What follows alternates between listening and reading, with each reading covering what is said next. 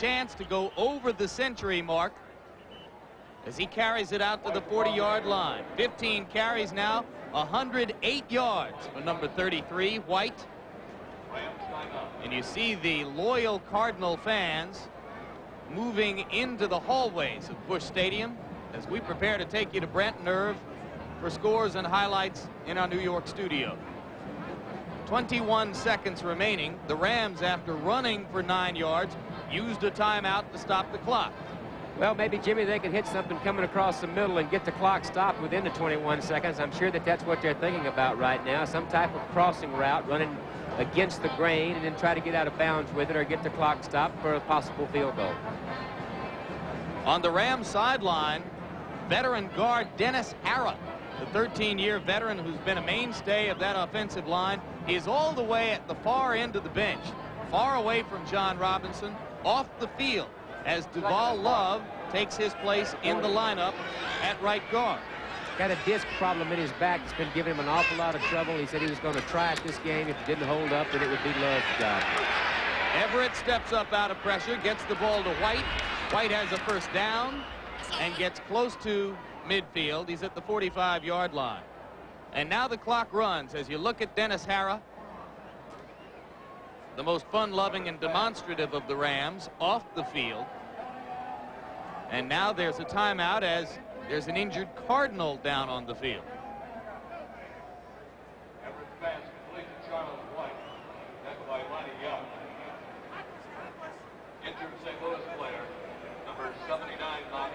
It is Bob Clasby, the second-year player out of Notre Dame, who is injured. Notre Dame, as we told you, appears against Penn State in the first half of that college football doubleheader next Saturday. And I knew you were going to come with it. Yeah, they looked awfully good. Lou Holtz has got them playing well. They looked awfully good against Alabama yesterday. Did they beat Alabama? They squeezed by Alabama, I think, a late field goal. On the field, the St. Louis trainers continue to work on Clasby. The Cardinals at 3-5 may have remote dreams of a wild card playoff berth. Of course, their problem is that Philadelphia at 4-4 has been getting better and better. And Dallas, now with Walker moving into the starting lineup, may be ready to make a move of its own. A lot of teams bunched up in it, 4-4, 3-5, things like that. Dallas is that way. New Orleans seems to be coming on in the NFC. It's still wide open for any kind of playoff berth. The Rams have already lost Mark Giroux, an inside linebacker, today, with torn ligaments in his knee, out for the rest of the day and probably for a while. Now the Cardinals have lost Clasby for the moment. And looking downfield long is Everett, and he throws one out of bounds. 2 seconds still show on the clock. Ron Brown was, to the degree that the pass was intended to be complete, the intended receiver. Maybe a Hail Mary here. Seems to be the only thing left with 2 seconds is to throw the ball downfield. Hope you can get some type of tip. Hope you can get an interference call and possibly come out of it with something. Seems to be the only thing left they can do here. Doug Williams just threw another touchdown pass for Washington, Kenny. 42-yarder to Gary Clark. We're going to see some interesting highlights with Brent Nerve at halftime. You bet.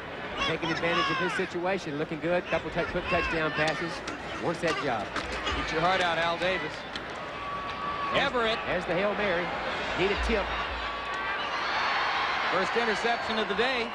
Travis Curtis grabbing it in the end zone for the Cardinals. So Everett doesn't help his stats, and that's the end of the first half with the score. The St. Louis Cardinals 17, the Los Angeles Rams 14.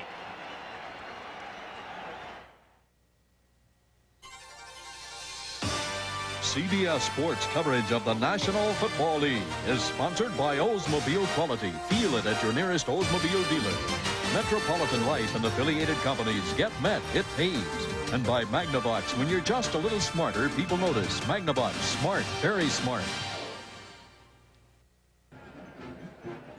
We welcome you back to halftime in Busch Stadium in St. Louis, where the Cardinals are on top of the Rams 17-14. This was the day on which the Ram regulars finally got off to a good start, jumping out to a 14-3 lead in the first quarter. But the Cardinals began to pick away as Neil Lomax had time to throw, Kenny. He's got a hot hand all year long, Jim, playing really good last week, brought him back 28 points in the last quarter. I think the Rams have to make some adjustments. They've got to figure out ways to put pressure on him. Their down linemen are not doing it. They're going to have to bring Wilcher, some of those linebackers, to put pressure on him. Cardinals put together an 86-yard drive to get back to within 14-10, and then with fewer than 40 seconds to go in the first half, the 19-yard touchdown pass from Lomax to tight end Robert Awol. Awol's a very smart receiver, ex-quarterback, knows defenses.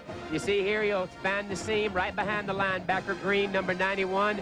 You'll see him get between the safety and the cornerback right there in that hole. At perfect distribution, perfect timing, and a nice catch. He had to adjust to the ball. Nice catch. This young man's a good receiver.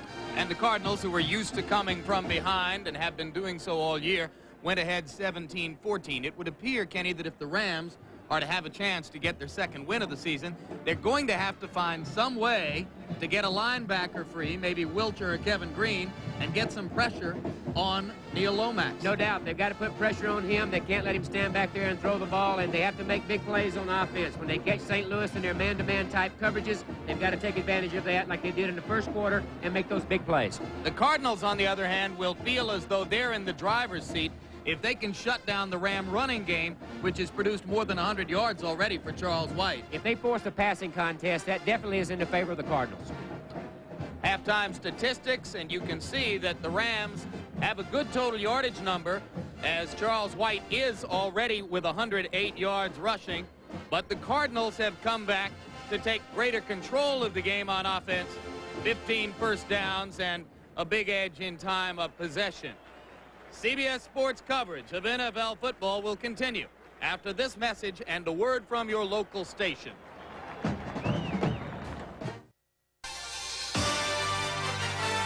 CBS Sports coverage of the National Football League is sponsored by Honda, maker of the CRX-SI. Miller Lite, proud sponsor of NFL Lineman of the Year. There's only one light beer, Miller Lite. And by MasterCard. This season, make every purchase mean more. MasterCard can make a difference. The spotlight will be on Jim Everett as the Rams try to come from behind in the second half. And with Dickerson gone from the Rams, the feeling there now, Kenny, is that the offense can develop to wherever Everett can take it, unencumbered by further responsibility to the game's greatest runner. I agree 100%. I think the book is still out on the young man, though. I think it's asking an awful lot of him to come into with a new system in his second year, a system of Ernie Zampese from San Diego that is very complicated, and to ask him to take on a new system in a strike year with all the distractions of Dickerson and Irving and that whole situation, I think it's asking an awful lot of such a young quarterback. I think the book is still out on him. I think he has a lot of ability and a lot of talent, but he has yet to prove anything. Gallery kicks a high kickoff. Brown takes it at the goal line and drops it and never gets a handle on it. Touchdown. And Derek McAdoo is on it for the Cardinals.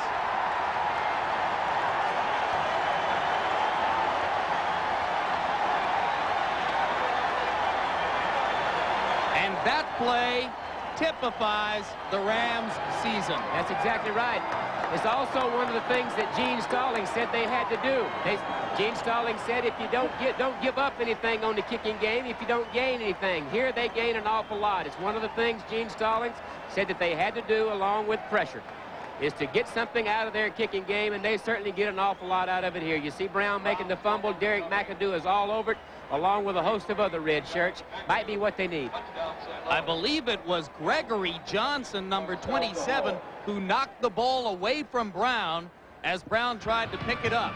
Gallery adds the extra point, and in 11 seconds, a 17-14 Cardinal lead has become a 24-14 Cardinal lead.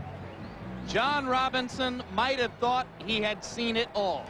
Well, in a 1-7 season, you would think that you've seen it all, but he has to be very, very, very frustrated with the whole thing, the Dickerson thing, the Leroy Irvin thing, a strike year. He has a young quarterback come in that he thinks can get the job done, but I think he threw a very complicated system on a young quarterback. Tough year for John Robinson. He looks shell-shocked. The Zampese offense had nothing to do with what Ron Brown was trying to do right there. Well, it rains, it pours. Special teams, their offense, their defense hasn't tackled well all year. Their offense has struggled, like I said, with the other distractions, and now you get the special teams that give